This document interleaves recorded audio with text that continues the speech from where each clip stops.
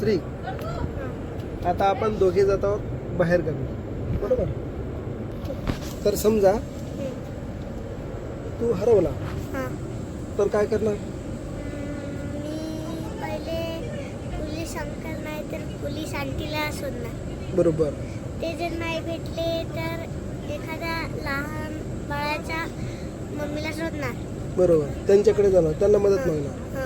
ते बरोबर. पण नाही भेटले तर एखाद्या मोठ्या दुकानात जाणार आणि त्यांना म्हणणार मी हरवलो, माझ्या कोणाला? माझ्या पप्पाला. माझ्या पप्पाला फोन लावा. फोन नंबर पाठ आहे तुला? हो. बघा, पहिल्यांदा हरवल्याच्या नंतर काय करायचं? जर थोडा वेळ जागा सोडायची नाही आपली.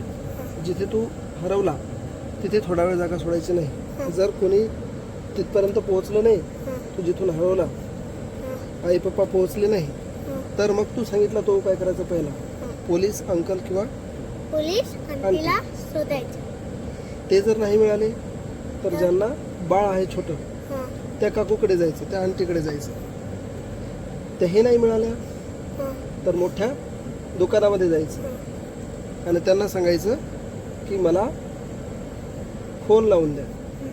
आणि ते पण जर नसले आसपास तर काय करणार? तर ज्याच्या गळ्यामध्ये आय कार्ड आहे की नाही, असे काका असतील किंवा काकू असेल एखादी, तर त्यांना शोधायचं, त्यांच्याकडे जायचं, मी हरवलो आणि माझ्या पप्पाला किंवा आईला फोन लावून द्या. आणि सगळ्यात महत्त्वाचं काय असते? अजिबात रडायचं नाही, अजिबात घाबरायचं नाही.